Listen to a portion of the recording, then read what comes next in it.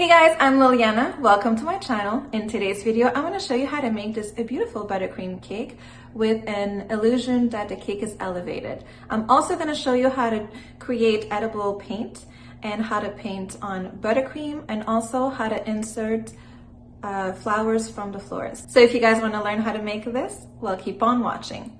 Also, if you haven't done it yet, don't forget to subscribe and click the notification bell button so you get notified of all the videos that I put up. Without further ado, let's get to it.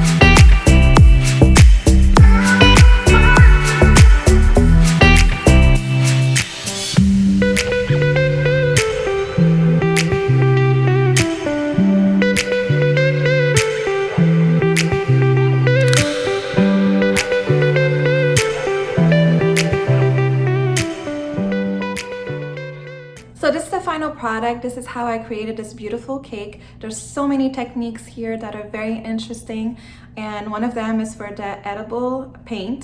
To create edible paint, you can either use gel food coloring or even luster dust. You mix it in with vodka, and then you get your edible paint. So you can go ahead and paint not only on buttercream, but you can also do the same technique for fondant. I know a lot of people are gonna say, Liliana, it's vodka, you know, there's alcohol. I can't do this for many cakes. But once the vodka dries down, the alcohol part about it evaporates. So you will no longer have alcohol into your cake. But if you don't trust this technique, you can go ahead and simply don't use the vodka and use lemon extract. It will work the same as well. But I'm letting you know right now, if you're doing it on fondant, it won't be as shiny.